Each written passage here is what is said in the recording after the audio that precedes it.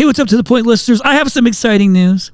I'm going to be podcasting live at the Service Rocket Growth Summit in Vegas in October, and I'm going to be interviewing, I think it's the beginning of day 2, interviewing live with you, if you're in the audience, as my co-host, Louis Bruno, Victor Rancor, Ishmael Valdez, and Anthony Pereira.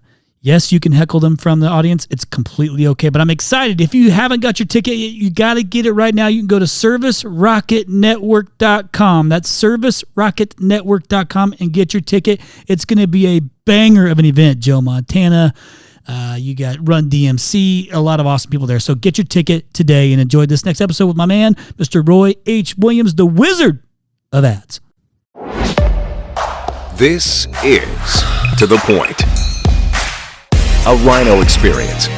Voted one of the top home services marketing and operations podcasts. Cutting through the bullshit and getting to the point. So I do want to. So let me get into a couple things because I can't remember if I had this conversation with you. Because anytime you sit with Roy and listen to him, like as you recognize him from this podcast, like I've taken a ton of notes and I can't even keep up with all the things that he's sharing at the same time. So I got to take notes so I can remember to go back and reference it. But I can't remember if this was when I was there or I heard you talking about this or somebody telling me that you talked about this. I can't remember what it was, but you talk about brandable chunks. And I believe it was a narrative and a character arc that's involved in the brandable chunks, but I don't expect our listeners to know what the hell I'm talking about now, but I know Roy does. So Roy, can you explain maybe just to our listeners what brandable chunks are?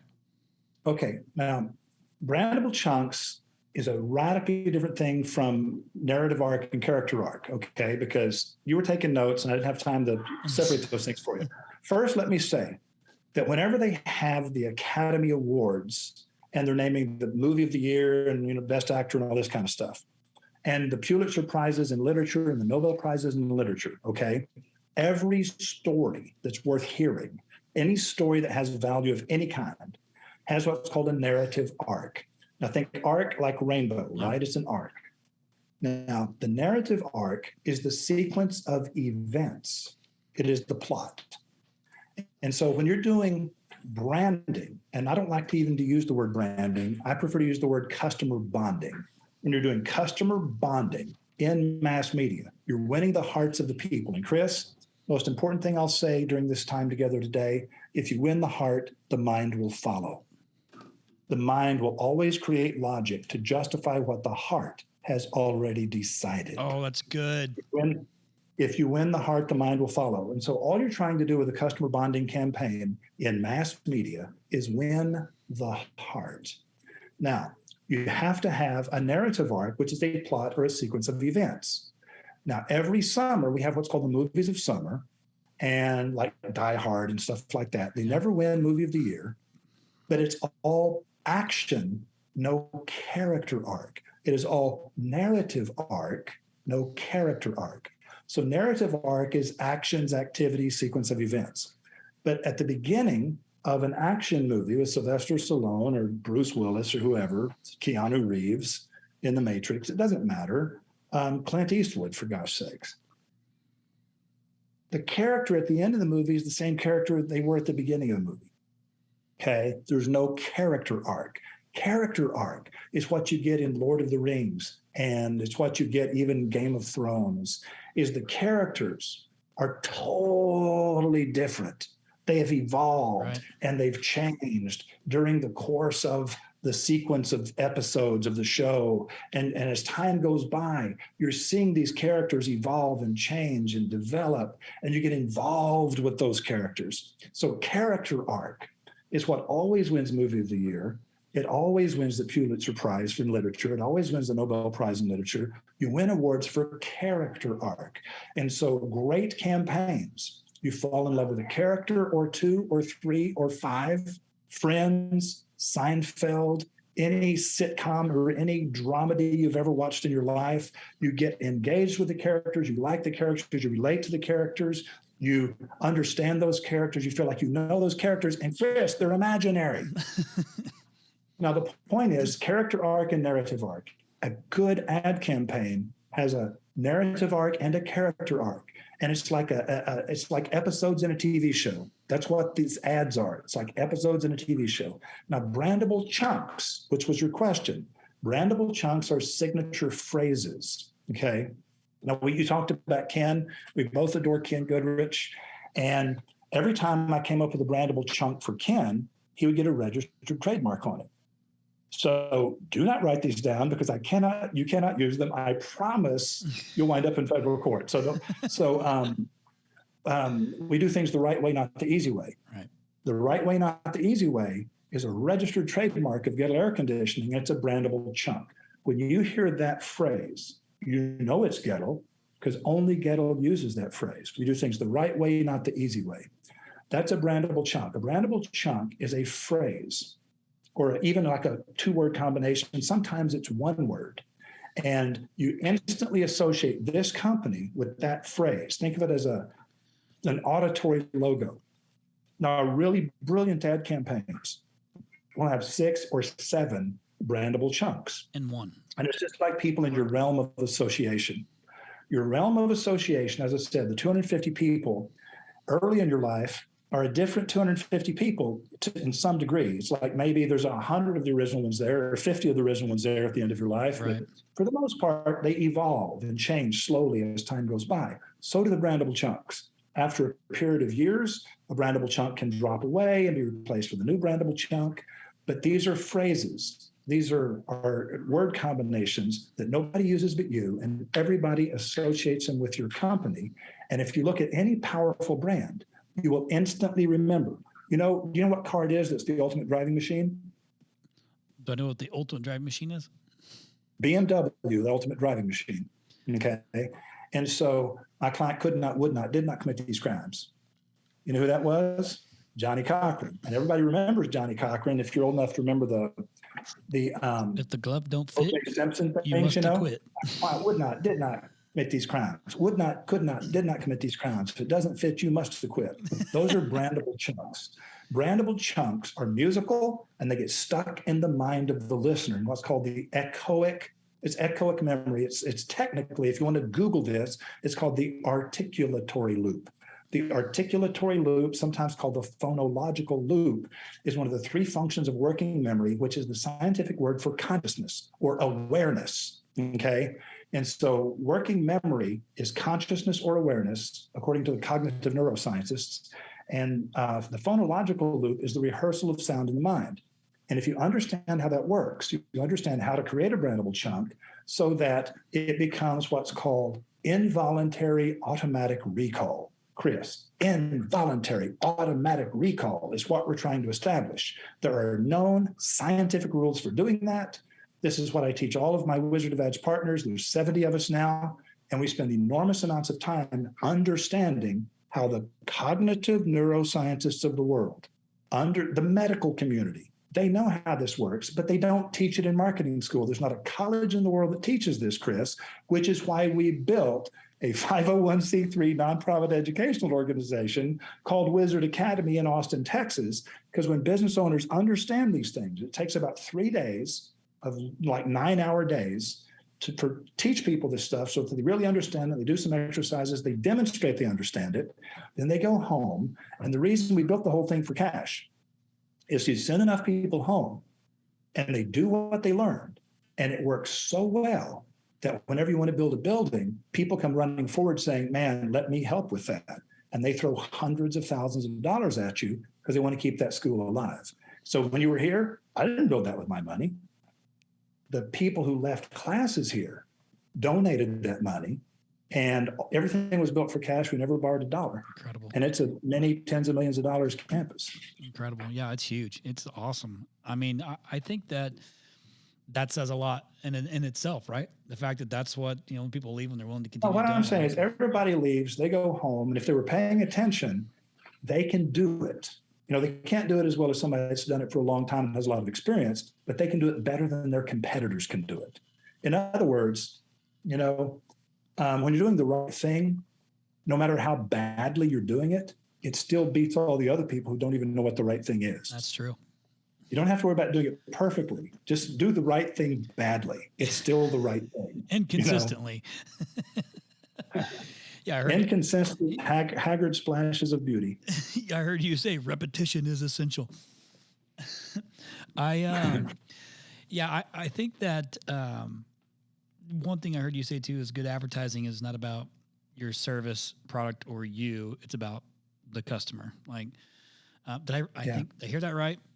Yeah, here's how I usually say it, Chris, because I love saying this. I say, listen, bad advertising is about you, your product, your service. If you really think that you need to talk about you and your company, your product, your service, here's a quarter, find an old pay phone, call your mom, she cares, right? Now, here's the deal. Good advertising is about the customer and how your product or service will alter the daily experience in the life of your customer. Everybody that sells anything, Chris, with no exceptions whatsoever, you and I are included in this. Anybody that sells anything has only one objective. We're all in the same business. Make someone happy. If you make someone happy, they give you money and they say good things about you. Everybody, no matter what your product or service is, you're in the business of making someone happy. Now, who are you going to make happy and how are you going to make them happy? Because if you make people happy, life is good. If you fail to make people happy, you're not going to last. Right. The end. So when you get that through your head and then you say, now, how do I become the person they think of first and feel the best about whenever they finally need what it is I do? Okay, you need a way of reaching them, gaining their attention and holding that attention. Gaining attention is not that hard. Holding attention is called customer engagement. If you have engagement, you hold their attention. Now, this last thing, Chris, people talk about attention span.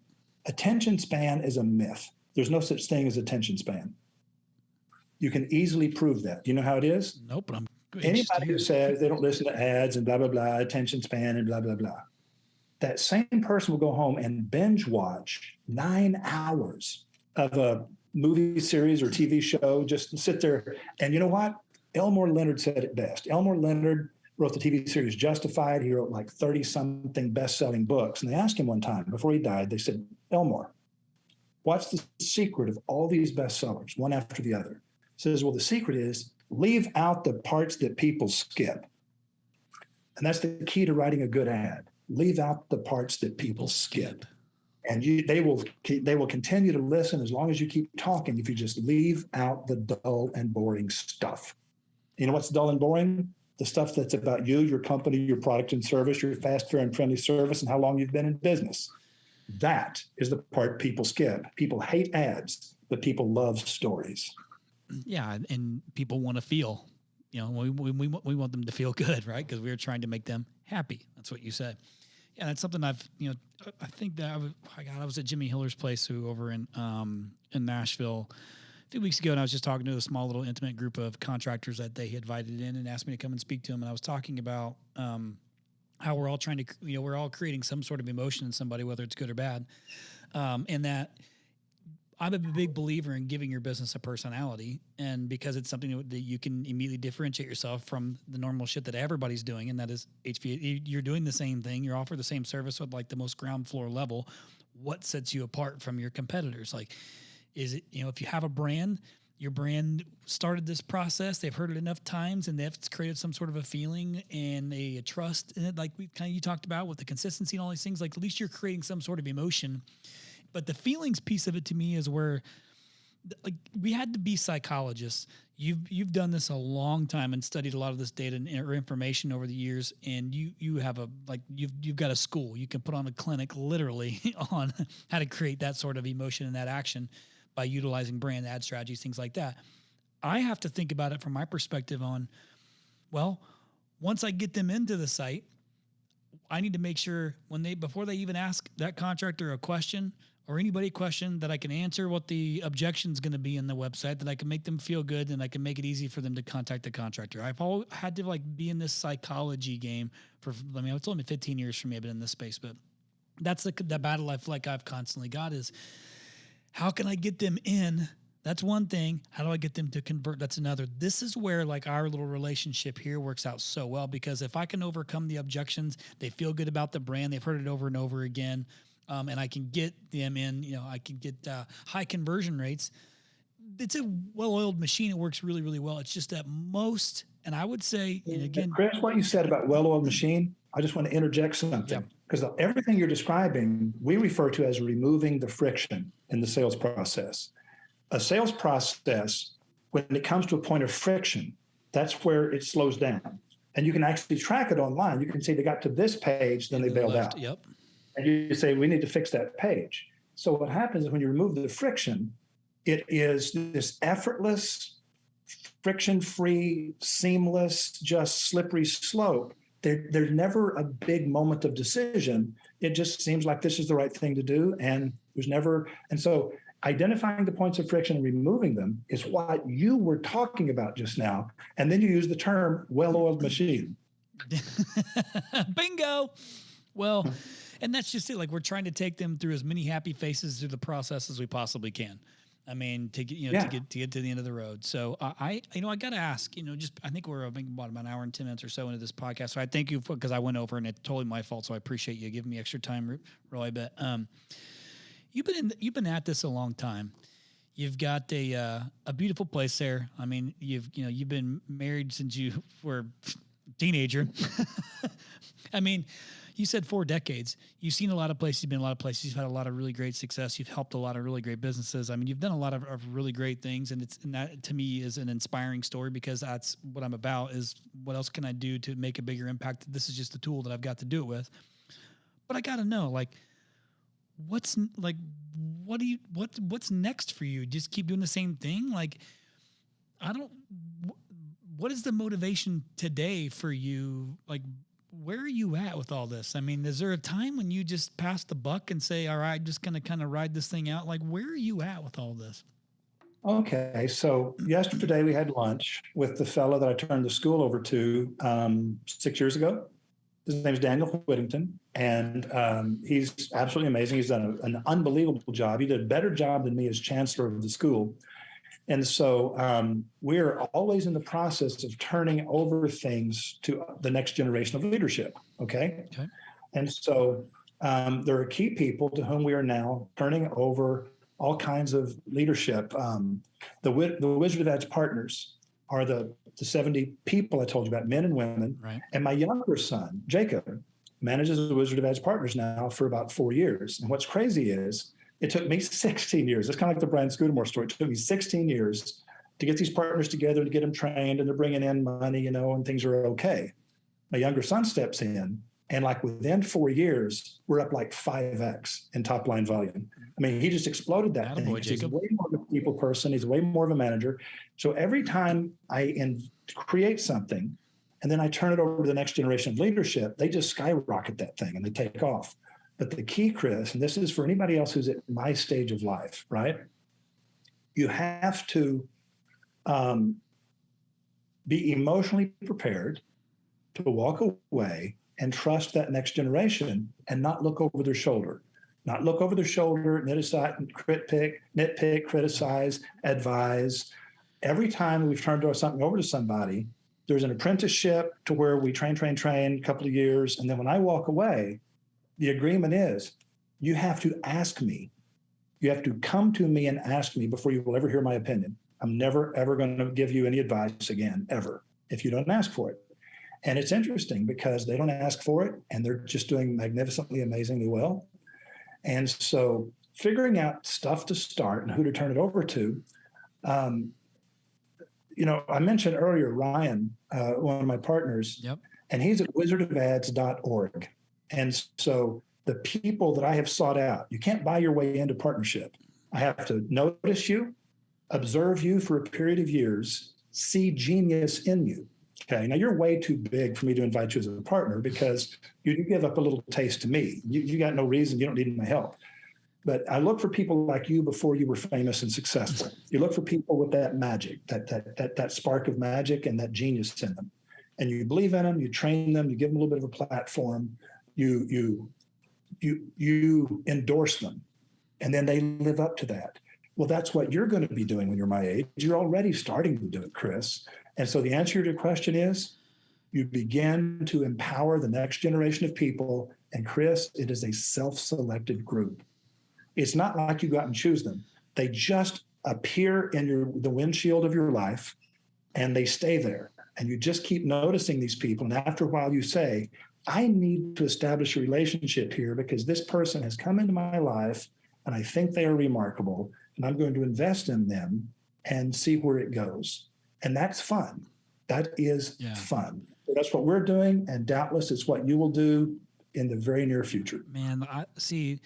That's what this journey is, the fun part for me. I was just having this conversation with someone I was interviewing right before this about enjoying the journey and like the different phases of this journey I've been on. I'm like, it never like gets easier. I don't know how to explain this the right way. There's always these hard parts that I hit, like you hit these, different sizes, different staffing sizes and all these different things.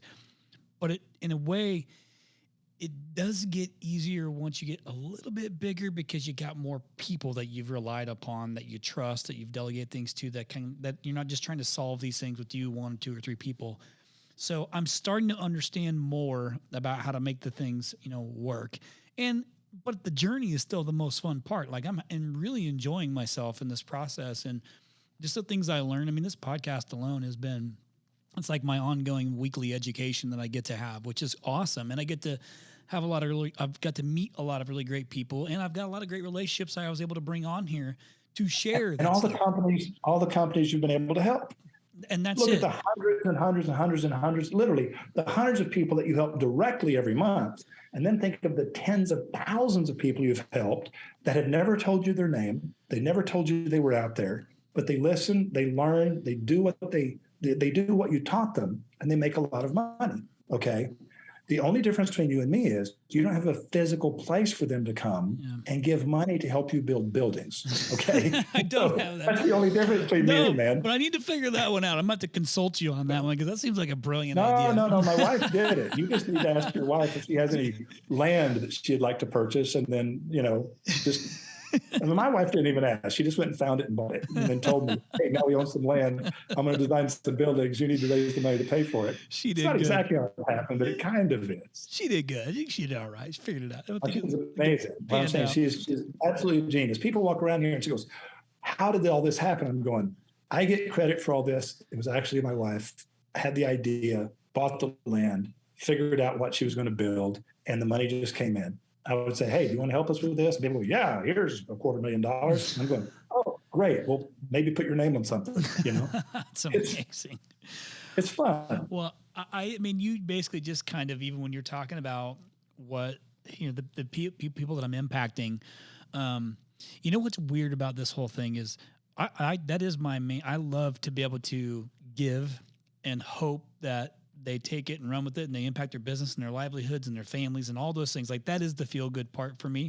But what's weird about it is I have a really difficult time receiving like the gratitude from it, even though I want it. Like I love hearing it. Almost makes me feel awkward, but at least it allows me, affirms that I'm doing what I feel like I'm supposed to do. And that is like, yes, I have this company. Yes, we're building businesses, but it's not even so much about that as it is the purpose, the impact behind all of it, of doing it. And this is another tool that. Listen, I live that same thing. When people start praising you a little bit too much to your face, it creeps you out. You just want to get away. And so I've dealt with that for a lot of years. I was laughing at you when you were talking about that because I don't do it. I mean, I know, I know exactly what you're talking about. Well, you've been at it a lot longer than me too. And no. Here's the deal. My wife finally taught me when people are saying stuff that's just creeping me out because they're talking about how much they appreciate it and how much it meant to them and all, and just makes you feel like, man, I don't know what to do with this. You don't feel like you deserve it and you're a little bit embarrassed. They think you're maybe way better than you really are. And my wife just said, smile at him and say, thank you for saying that. That's it. And then, I would have never thought that in a million years, but she said, just look at him and say, well, thank you for saying that. And then they said something else and said, well, thank you for saying that. And after a while they quit. And it's over. And so just take and listen. My wife gave that to me. It works amazingly well. I'm giving that to you. Thank you. So when you meet people and they tell you how awesome you are, just say thank you for saying that, and you get past it. Okay, that's a great tool. Thank you for saying that. Yes. So far, so good. So far, so Perfect. good. Well, I think you got it. I want to finish with this one last question, Roy. And actually, I'm also flipping it back, back to you, because I feel like there's probably so many questions I could ask you that would have taken you down a path to share a lot of really great information that I didn't. But what is a question I should have asked you that I didn't, that you'd want like our home services listeners to know? I mean, keep in mind, like there's, we have HVAC, plumbing, electrical, garage, a little bit of mixture, pest control. I mean, there's kind of but the vast majority, are in that service space. What is a question I should have asked you that I didn't?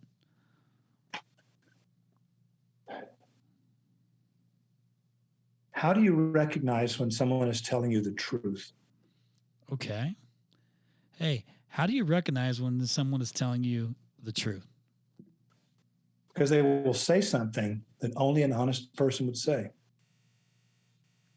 Oh. They will tell you something that is not to their advantage. It doesn't benefit them anyway. It benefits you, and it actually damages them.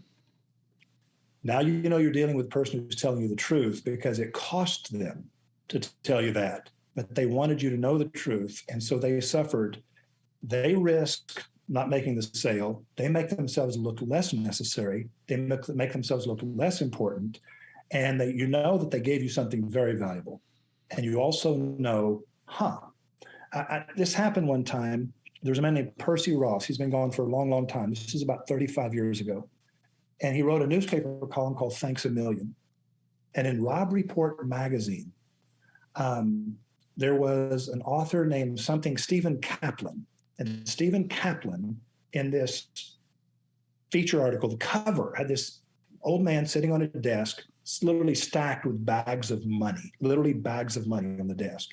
And the headline says, "Why is Percy Ross giving away $21 million?" Now, Chris, 35 years ago, $21 million was like saying $250 million today. It's like $250 million. Big bucks. I mean, $1 million, I'm a millionaire 35 years ago was like somebody with $100 million today, or 50 million at least. It was a much bigger thing. Got it. And so in paragraph 38 of this story, this guy started talking about, I've been worked with 3 different advertising agencies, and I've been trying to figure out how to make this into a radio or a television show, and it's just not possible, and the money's not there, and blah, blah, blah, blah, blah. Now, this guy, he was literally giving away his money to people that would write him letters, and he would publish the letters, and he would answer the letters in this newspaper column. It was in most newspapers in America, back when the whole world read the newspaper. So I just sent him a letter, one of over 2,000 letters every week that he gets. And I say, "Hey, listen, in paragraph 38, you said this and that. If you give me a call, I'll tell you how to do it. This is not hard. I've been doing this a long time." And so about 2 weeks went by, phone rang. And they put me on the phone, and he said, "This is Percy Ross." And he talked for 20 minutes without me letting get one word in the story. That's I didn't get impossible. to respond. He just kept talking, and he was telling me all the stuff he had tried and all the roads he had gone down, and blah, blah, blah, blah, blah. And he says, "Now, do you have anything left to say I hadn't already tried?" I said, "Yeah, I could have told you none of that would work. That's all stupid stuff. Whoever told you all of that didn't know what they were doing." And he said, "Well," I said, "Listen, I'll tell you, if you'll just give me 10 minutes, I'll tell you how to do this." He goes, "No, I'm going to send you a plane ticket and you fly down here and meet me." I said, "Sure." So he flew down to meet me. He picked me up at the airport personally. We're walking across the parking lot from the Minneapolis airport. That's where he lived, in southern part of the Twin Cities. And Edina. It was the Edina Industrial Boulevard is where his office was. And we're walking across the parking lot. And I said, "Mr. Ross, before I start answering all your questions and telling you exactly how to do this, I need you to understand." We're walking along shoulder to shoulder, walking out to his car. And I said, "I need you to understand that in about 2 hours from right now, you're going to say to yourself, this is the most foolish and naive young man I have ever met in my life. Because I will have told you the final thing you need to understand so that you can do this completely on your own without any help from me. And you're going to say to yourself, he's so foolish and so naive. He gave me everything I needed to know. I no longer need him." And I said, "I'm telling you this so that you will know I'm not foolish or naive. I said, I'm not looking at this as an opportunity. This is super easy to do. I'm just trying to help you understand how to do it." And he didn't respond. and we're walking along, and I stopped, and he wasn't there. Because I was just walking forward. He was walking forward. I'm just talking. And I stopped, and he wasn't there. And I turned around. He had stopped about 40 or 50 feet back. And I stood there, and I looked at him. He was still standing there, like 40 feet back behind me. And I went walking towards him, trying to figure out what the heck's going on. And he said, young man, because what I said was, if I thought this was the last opportunity I was ever going to have to make money, I would protect it. But I said, amazing opportunities come by our path every hour of every day, more opportunities than we could take advantage of if we had 10 lifetimes to live. And I said, so I'm not thinking this is an opportunity I need to protect. There's just too many opportunities out there. And that was the thing that made him stop. Because when I turned around, he said to me, young man, I was 50 years old before I understood that. It literally startled him so hard, but I just wanted to clear the air. I'm not here to sell you anything. I don't want your money. I'm here to help you do this thing you so deeply want to do. And people keep taking you on this wild ride and taking all your money, and the crap they're telling you is the wrong way to do it. And we got him on over, I forget, it was like $400 and something thousand worth of radio advertising we got every month for free, because the radio stations would pay us in radio ads. They didn't have to give us money for this show. We would give them the show for free. They would sell a local sponsor for the show, right? And we were on in basically every market in America. And his dream came true, and it didn't cost us a penny. As a matter of fact, he had this vast amount of airtime that he could sell to anybody that wanted to buy it. And he could put them on the air nationwide with like $400,000 a day worth of advertising that he could sell and keep the money. So he could discount it 90% and still make like 40 grand a day. And I told him how to do this. And I said, so I'll help you, but I don't want any of the money. This is not a business I want to be in. I just want you to do this. This is going to be so easy for me. It's going to take no time at all. And this was back whenever I was 29 years old. Okay. So it was 35 years ago, because I was 29 at the time, because I remember we moved from there, from where I was at the time. And in the next little town where we landed, I had my 30th birthday. And so that's an example of when somebody tells you something that helps you, but it doesn't help them, okay? You're talking to an honest person. Keep that person in your life. And you tell people the truth every day, Chris. You help them in ways that don't make you any money. And you give and give and give and give, and you allow them to take and take and take and take, and you don't demand or even expect anything in return. And that's why people should listen to you and trust you. Well, I thank you for that. I believe that doing good is good business. I've said that over and over again. So I would have normally maybe finished with a, what do you want your legacy to be? But I think I know what your legacy is. Now you know. You already know. Thank you very much. I've had a wonderful time. Listen, I thank you, Sir Roy. I appreciate the time. I know that this is very unique, and I'm grateful that you gave it to me, and just thank you. I appreciate that. Our listeners should thank you. You were here. We spent a day together. I feel like I know you, and that's the key that opens the door. Well, I appreciate you so much. All right, Roy. Hey, thank you so much. Time. All right, we'll see you. Bye. Take care. Listeners, thank you so much again for listening to this podcast week after week. We are extremely grateful. Again, the whole purpose of this podcast is to give back to the home services industry that we love so much, whether you're a rhino or not. We really, really appreciate all the subscribers. And if you haven't subscribed yet, please go in and subscribe, and you'll get all the episodes sent to you automatically weekly. Also, we have really enjoyed your feedback. It's so meaningful for us when we get to read the nice comments that you guys put. So keep doing that. If you don't know how to do it, here's what you got to do. You search for To The Point Home Services on Apple Podcasts. You click on our profile, scroll all the way down to the bottom, and hit write a review. And be honest and share your story and how the podcast has impacted you in your business. Thanks again from the bottom of our hearts at To The Point Home Services Podcast. We appreciate you.